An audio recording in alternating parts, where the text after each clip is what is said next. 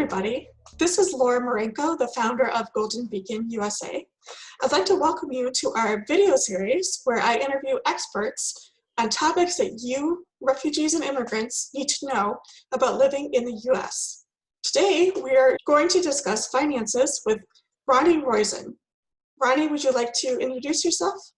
Awesome. Hi, Laura. It's great to be on here again. Thank you so much. And as Laura mentioned, my name is Ronny Roizin. My specialty is definitely in financial services and banking. I have over 10 years of financial services, 6 years specifically focused on banking. Started my career working on Wall Street as a brokerage associate. I worked from there, worked at a series of different brokerage firms, life insurance, and for the past 6 years, I was working at banks. My time at banks, I was actually working with one of the nation's largest banks, and now currently I'm in the world's one of the largest international banks as well. So I like to say I have a little bit of an experience in this field, and I definitely have worked with a plethora of clientele. What my special role or main role is to kind of be there for the client. I'm here to help the client understand what the banks are offering, making sure that they have all the right information before they choose the product, and help them decide on which steps are right to take first and which steps they should kind of wait for the future as well. Wonderful. Well, welcome. We appreciate you being here. And you're going to talk to us today about credit. Is that right? Absolutely. All right. Well, let's get started. Perfect. So, what is credit in the U.S.? There are different credit similarities throughout the world, but once you come into the U.S., it's actually its own entity and have its own understanding and systems in place. Before we really jump into credit and what different varieties, I kind of want to give a very quick explanation what's the difference between a debit and a credit card, because debit and credit card is going to be mostly used throughout your daily purchases, and credit cards are going to be the most used credit aspects of your financial pictures. So just quickly, a debit card, it actually directly takes the money immediately out of your account during banking business days. Like I've mentioned in the previous video, if you do make a purchase over a weekend, it will get processed like the following Monday or Tuesday. However, a credit card, it's a delayed payment. So you might not have to pay it today, you might not have to pay it tomorrow, but you will have to pay it at the end of your cycle, which could be an average of 30 to 31 days. So this is just deferring that purchase that you're making today to a little bit of a larger payment tomorrow. And that larger payment is actually going to be calculated with interest and a few additional features, which we'll jump on throughout the presentation. Very quickly, pros and cons of credit. A lot of people can tell you should avoid credit. A lot of people tell you that you should always have credit. I think if you know how to manage it well, it could be a great asset. If you don't know how to manage it well, it will be a huge hindrance. So let's just start on the pros, on the benefits of this. A lot of credit cards, they offer different reward programs. And these reward programs could be anything from airline miles to gift cards to different purchases or different items that you can purchase with those reward points. Or even you could just take out that cash, put that into your account, or even use those rewards to pay down your balance. So if you know that you're using your credit cards well, you could actually get enough rewards to pay down some of those purchases that you make. Like I've mentioned previously, it could help you offset some of those necessary purchases. If it's the middle of the week and you're only getting paid on that Friday, but you have to buy groceries for home, credit cards are a good way to kind of help you get over that little bit of a hump that you may need during your financial picture. And finally, it can increase your credit score. We will definitely jump into your credit score and the benefits of having a good credit score a little bit later into this presentation. But some of the cons, and these always tend to be if it's mismanaged. The cons are it could easily be able to get into high debt and debt that's unmanageable, which means that you have to make too high of a monthly payment that you can't even afford. It could hinder your credit history. And again, credit history and credit scores are a very big part of living in the US because most of your future is going to be dependent on your credit history. And on top of it, and sadly, it could be very easily mismanaged. A lot of people might not understand how the payments work, or just believe like, hey, I have access to $5,000 on my credit card, or can start spending erratically without having the right budget or planning process of using that card properly. Can you talk about your credit limit, or do you talk about that later on? Yeah, I'm definitely gonna touch on that in a little bit. Mm-hmm. So now what I want to kind of help us understand, what is your credit history? So credit history provides many companies, not only banks, about how you make your payments, how trustworthy of a person you are financially. So for example, even if you're trying to buy a car, The car is going to take a look at your credit history. If you're trying to rent an apartment, the apartment building is going to look at your credit history. And depending on your credit history, it could have a higher payment or a lower payment, a higher interest or a lower interest. And we'll get into some of those specifics a little bit later on. This report actually shows these companies and yourself how many obligations that you have each month. So for example, if you have a rent payment that is due every month, you have a car payment that is due every month, and then on top of it, you have 3 credit cards. So after all of these payments that you have, your take home can be very minimal, and that could affect your savings. It could affect if you're trying to look for another product to get established, for example, maybe buy a home.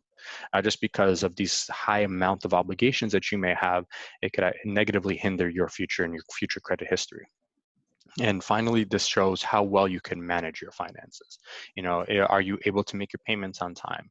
Are you able to, pay over the minimum requirements? And again, we're going to jump into a lot of this. I just want to give you go from a higher level overview into more specifics as we get in. What is the importance of your credit score? This allows banks and many other companies to see how you've paid over a series of time. Like I've mentioned, this could be for your car purchase. It could be from buying large appliances at Home Depot or other stores. And most importantly, buying a home. Because depending on how well you've done in the past, this is how these companies can predict how well you're going to be paying in the future. As I mentioned earlier, it affects your interest rates. If you have a higher credit score, you actually have a lower interest rates, which can again mean you have less monthly payments that you have to pay. And depending on how much credit you have, it can depend on how much more you can get. So for example, let's say you have 2 credit cards. One of them has a $1,000 limit, another has a $5,000 limit. So that means you already have a $6,000 limit that's associated with your Social Security number under your name in the US. And have you been managing that $6,000 well? Have you been getting close and higher to those limits? If so, that's going to show these companies that, okay, you might not be in a good financial picture yet. You might not be making enough money. You might be living a little bit over your means. So it's this a very important factor when it comes into your credit score. And if it is managed well, you can definitely be entitled to more. If it's not managed well, you're not going to be able to get more or new credit that's coming up. Can you give a quick definition of interest? Of course, it's the fee essentially that you have to pay that the banks or these companies are giving you accessing their money. So like I've mentioned with that grocery store, you're making a purchase today to only pay it down the road. You're going to be paying it down the road. That same $100 purchase that you made today might be $105 just because of the interest. The interest is a calculation based off of your credit score on top of the companies or the bank's calculations of what they review, saying that, okay, so if you use this money that we are giving you, you're going to have to give us a little bit of that money back on top of that purchase that you've made. So a $100 purchase can become a $110 purchase. If it's not managed well, it could be a $200 purchase, just basing off how well you pay back your interest, pay back your credit obligations. How to understand and gather all of this information, you have to look at the major different credit agencies that are in the US. So Experian, Equifax, and TransUnion, all of these are credit reporting agencies. All companies can go through 1, 2, or 3 of these entities to get your credit information or to submit your information to these credit companies. And finally, what FICO does is that it actually combines or takes an estimated average of your score or of your credit history between these 3 institutions to give you a more defined average of where you stand. So credit history can range anywhere from, I believe, about 550 to 850 as a maximum. So what the FICO score does is that it actually gives you a number based on that range, saying, hey, if you're at a 700, you're on average, many Americans are around 700 to 750. But if your credit score is on 750 to 800, that means you're managing your credit very well, you know how to deal with your finances, and you tend to not be living outside of your means, so that many banks will feel comfortable giving you more credit or giving you, if you do take credit, they'll give you a lower interest rate, which again, will save you more money down the road. And of course, how do you build your credit? We've discussed about a lot of ways that could affect it, but there's different varieties of it. There's credit cards that you could do, and that's usually the starting point for many people, especially in the US. When you're 18, you're legally able to get a credit card. A lot of people in college tend to get 1 or 2 credit cards, just kind of help with some of the payments or purchases that they make, for food, for school books or tuition, whatever it may be. And then there's also loans, and there's a variety of loans that are available. So you have an unsecured loan. This is essentially based off of your credit score. The bank is giving you a lump sum of money that you're going to have to pay back over a series of time. Then there's also going to be secured loans, and these can be secured by the cash in your savings account. These can be secured by your investment account that you may have with the bank, or it could be secured by some other property or machinery. So for example, a mortgage, that's a secured loan because the bank knows that if everything goes south, that they still have the value of that property that you own and the bank owns to kind of fall back on and be able to get some of their money back. Also, there could be like equipment loans or car loans. So again, very similar to a house. It's based on that equipment. So if something goes bad, the bank can take that equipment back and sell it and get some of their funds back. And also there's going to be a variety of variable lines of credit, which are similar to credit cards. And these are going to be your accounts that you have access to that you don't have to pay back right away. So for a loan, let's say you have your mortgage, it's $300,000 mortgage, you have to pay back starting to pay back everything on the $300,000. But on a line of credit, you might have access to $50,000. That doesn't mean you use it. You might use $1,000, even though you still have access to that 50. You only have to pay back on that 1,000. So building your credit, the best way to do that is to start with a credit card because it tends to be the easiest of the underwriting process. If that's a little bit harder, you could always look at secured loans, like maybe get a car loan because again, the collateral is there. And then once you start getting a little bit more comfortable, you could look at unsecured lines of credit, which again is those revolving lines, or unsecured loans. And finally, my rule of thumb is always review your credit report annually. Even if nothing changes, it's good to make sure that it's a fraud protection device because you could see that if somebody's using your information to open up another account that you're not aware of, and it's easier to catch it right away than to find out a few years down the road when you're going through a very extensive credit process of a mortgage, let's say. Does checking your credit hurt your credit? So if you do it often, yes. They say if you do it once a year, it will still affect a few points, but it's not going to be a major effect. And the reason that that is actually an effect is because if you're checking your credit score often, or if other institutions are going and checking your credit score often, many companies are assuming like, hey, why does this person is looking for so much credit? Are they having financial issues? Are they trying to live above their means? So it just makes it a little bit more risky for these institutions to be like, oh, okay, yeah, we don't feel too comfortable with this person, maybe we'll give them a higher interest rate, or they just will not give you the credit at all. So there's always that possibility. And also, if I have 3 credit cards and I want to close one because I don't use it that often or I don't want to be tempted, is that going to hurt my credit to close one of them? That's going to be a depending. So if it's one of your older cards and it doesn't have an annual fee, I would say do not close it.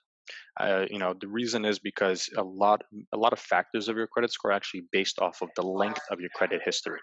So like I mentioned, if you're 18 and you got that college credit card right away that has no annual fee and doesn't carry a balance, keep that account open, cut up the card, never use it. But just make sure because you've had that as your longest or your first credit card, that's going to be giving you a very, very long history of these banks. Like, oh, yeah, this person, even though they're 28 years old, has a 10-year credit history compared to somebody who only started this after college or even started this in their 30s or 40s or whatever it may be. It's already kind of giving you a leg up. So if it's an older card, don't close it if it doesn't have an annual fee. If it does have an annual fee, yeah, sure, save yourself the money. And so this is where I kind of want to combine everything that I've discussed. So each one of these buckets affects your credit score. So just Laura, just like you've mentioned previously, the length of your credit history, that's a huge factor because a lot of banks see this as a benefit. Like, okay, you know how to manage credit. You've had access to credit for a long period of time, so you're okay. You know how to deal with it. Another option can be the amount of credit products that you have. So, Laura, if you have 3 credit cards and you're trying to open up 2 more, the bank's going to be like, why do you have so many credit cards? Is it just because you just trying to spend, spend, spend?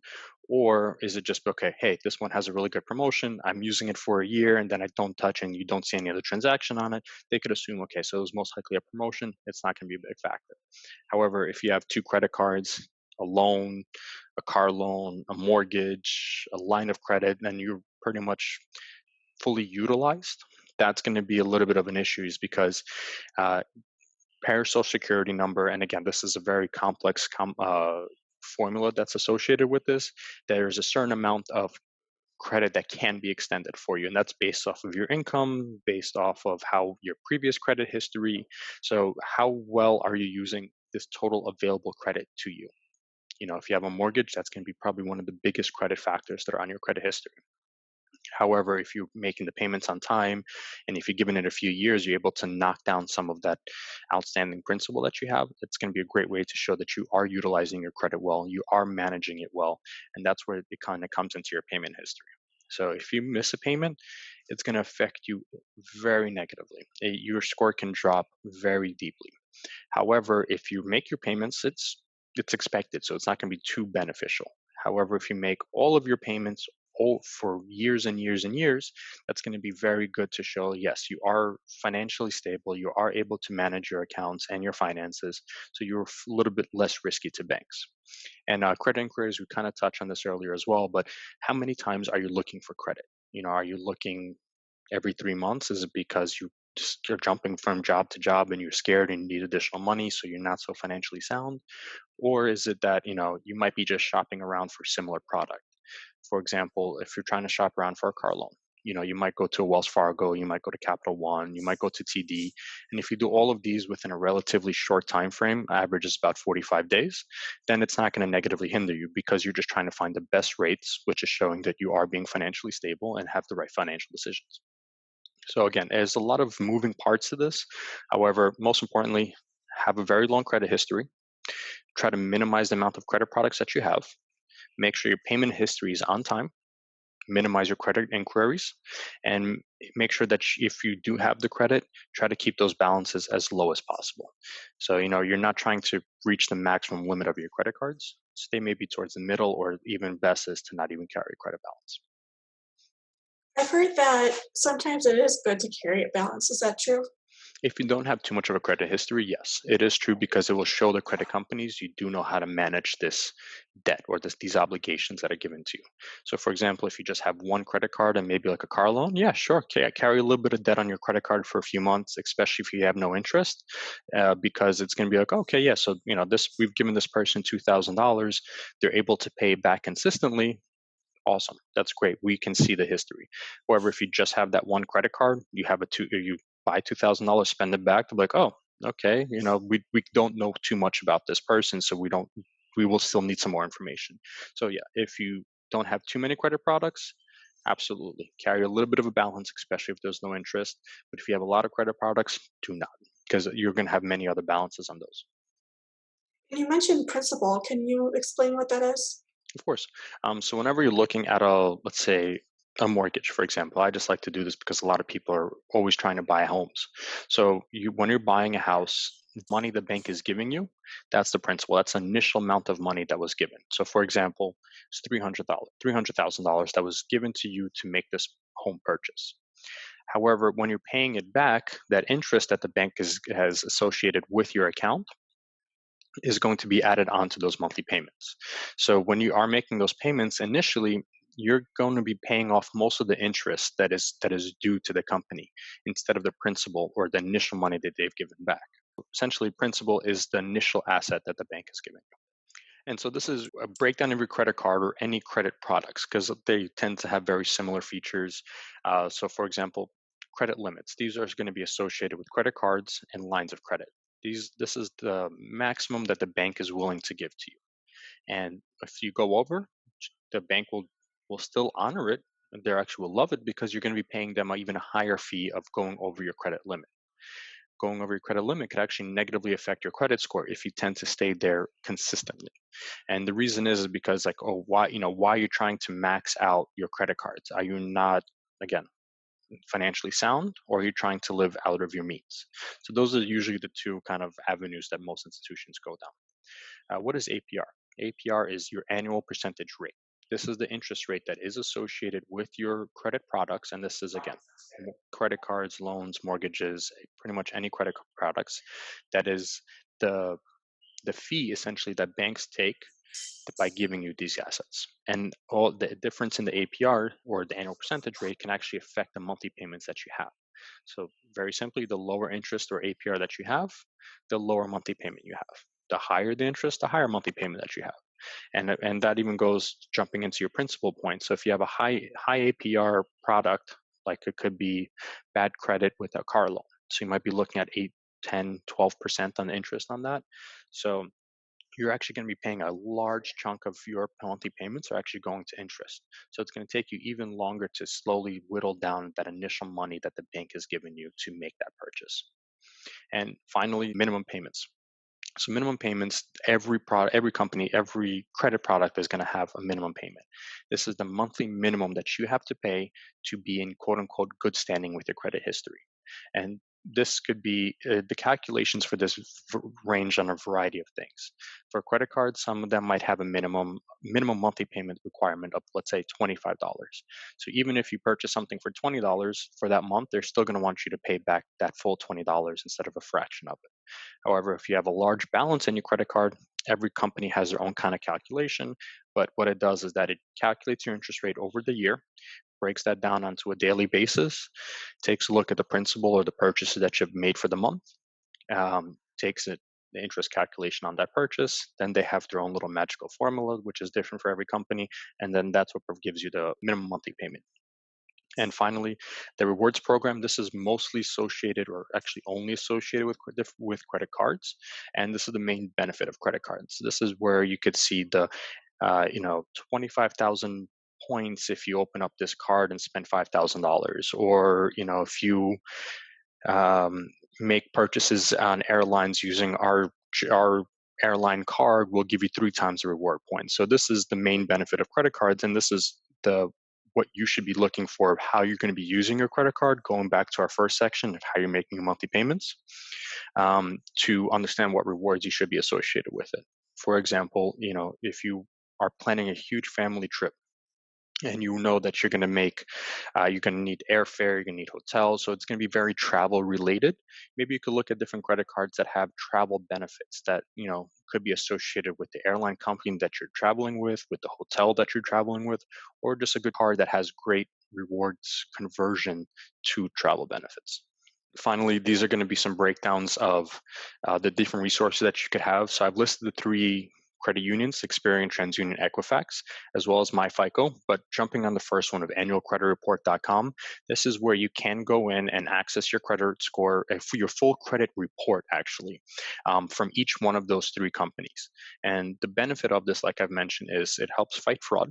In case somebody's using your information to open an account, helps you confirm that you are actually doing well and managing your payments, and there's no surprises that are there. If there's an account that you thought you closed, is still open. So it's always good just to kind of be sure. And that's one of the best resources to use to start with as well. What should I do with all those credit card offers I get in the mail? I don't want them. If you don't want them, I'd say shred them. Just because there's a lot of credit card fraud that is happening out there. And this is, I myself was a victim of it once.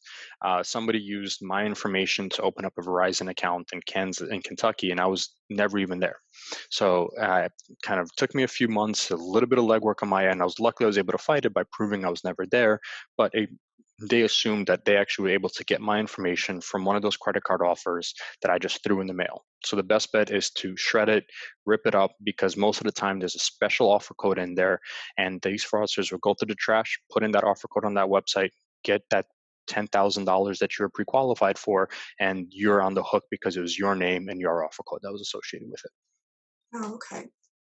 And I've heard of freecreditreport.com. Mhm. Do you know anything about that? Is that okay to use? Yeah, of course. So there's going to be a lot of different resources that you can use. Annual Credit Report is the one that I have personally used. Again, I don't condone any one or all of these companies. This is just something that I have personally used. So that's why I feel comfortable talking about it. All right. You have anything else to add? I will just look forward to the next one. Awesome. Well, thank you so much for being here. The advice was very helpful. Thank you very much, Laura. I hope everybody has a nice day. Bye-bye.